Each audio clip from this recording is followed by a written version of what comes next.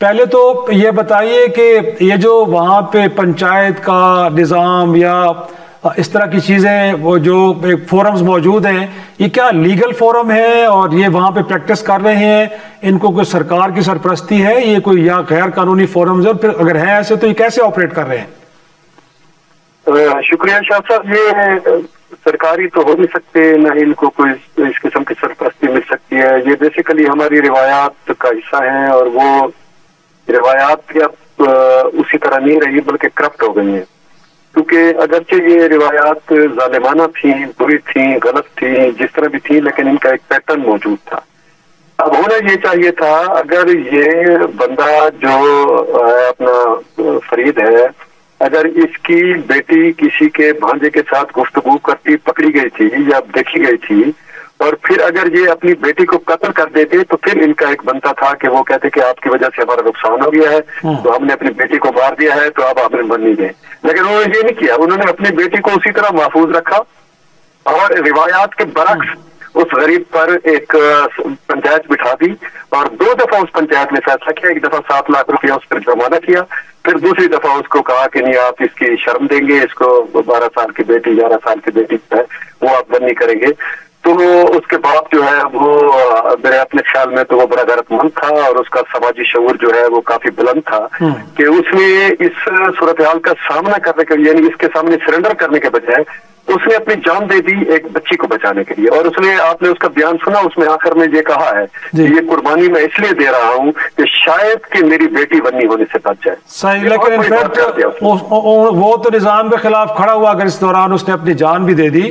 لیکن یہ جو اس نظام کے کسٹوڈین ہیں اب ریاست انتظامیہ، کیا ان کے خلاف بھی جا رہی ہے؟ کوئی اقدامات ہو رہے ہیں؟ آپ وہاں کیونکہ سب چیزوں کو دیکھ رہے ہیں، تو اس وقت پولیس کا، انتظامیہ کا جو کردار ہے اس کو آپ کیسے ڈسکرائب کریں گے؟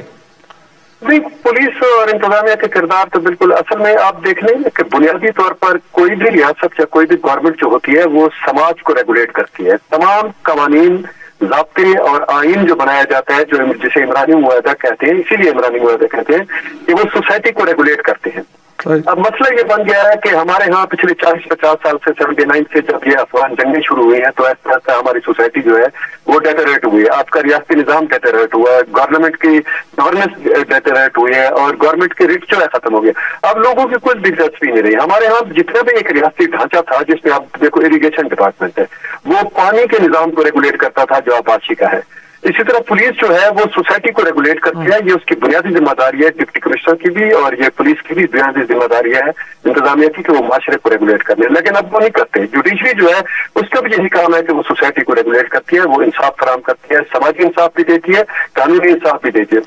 لیکن عثمان صاحب اس معاملے میں تو لوگ کچھ گرفتار بھی ہوئے ہیں اور شاید قبر کشائی بھی ہوئی ہے، تو آپ کو لگتا ہے کہ چیزیں درست سمت میں آگے نہیں بڑھ رہی ہیں، یا کچھ اس میں ابھی بھی آپ کو لگتا ہے کہ کچھ کمیاں ہیں؟ نہیں، ابھی تو درست سمت پہ آگے بڑھ رہی ہے، کیونکہ جب میڈیا کا پریشر بڑھا ہے تو وہ ایک قسم کا دباؤ جب انتظامیہ پہ آیا ہے، پولیس پہ آیا ہے، تو پولیس نے بڑا ایکٹیولی کام کیا ہے۔ اب یہ ساری چیزیں بالکل ضابطے اور قاعدے کے مطابق چل رہی ہیں، اور ہمیں توقع ہے کہ یہ کسی منطقی انجام تک پہنچ جائے۔ لیکن جب ہم پیچھے ٹریک ریکارڈ کو دیکھتے ہیں، یہ 2018 میں اس طرح کے واقعہ کرم مٹ میں ہوا کہ وہاں لوگوں نے جو ہے وہ اپنے دشمن کی ایک بیٹی کو 15 سال کی اس کو بے لباس کر کے گلیوں میں پھرایا، اس پر بڑی لیندیں ہوئی، بڑا ہنگامہ ہوا، بڑے پرچے ہوئے، بڑے مقدمے ہوئے، لوگ گرفتار ہوئے، مرکزی ملزم آج تک گرفتار نہیں ہوا، اور الٹیمیٹلی پھر دباؤ ڈال کر ان کے ساتھ ان کو راضینامہ کرنا پڑ گیا متاثرہ فریق کو۔ یہاں بھی صورتحال بالکل اس قسم کی نظر آ رہی ہے کہ اب بھی بہت سی فورسز ہیں یا بہت سے لوگ ہیں جو انفلوئنس کر رہے ہیں اس خاندان کو کہ وہ اس معاملے میں سلو کر دے۔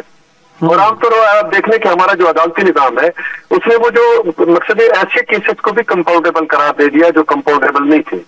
یعنی جس طرح ریپ کا کیس ہے، ڈکیتی کا کیس ہے، چوری کا کیس ہے، تو عام طور پر آج کل ہماری عدالتوں میں اس قسم کی فیسلٹی دی جاتی ہے لوگوں فریقین کو کہ وہ آپس میں سلو کر دیں، حالانکہ ان کو نہیں کرنا چاہیے تھا انگریز کے زمانے میں، بلکہ 79 تک تو یہ تھا کہ آپ کا جو قتل کا جو مجرم ہوتا تھا وہ بھی سلو نہیں کر سکتا تھا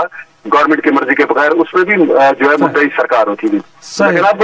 یہ صورتحال ہے، ہو سکتا ہے کہ کل 6 مہینے بعد جب یہ جذبات ٹھنڈے ہوں، میڈیا جو ہے وہ دوسری طرف چلا جائے، وہ اب میڈیا کسی ایک چیز پر تو طویل عرصے تک فوکس نہیں کر سکتا، تو مجھے نہیں لگتا کہ یہ سسٹین کر سکیں گے، کیونکہ ماضی کا ریکارڈ یہ بتاتا ہے کہ اس قسم کے معاملات میں بالآخر راضینامہ کر کے چیزوں کو رفع دفع کر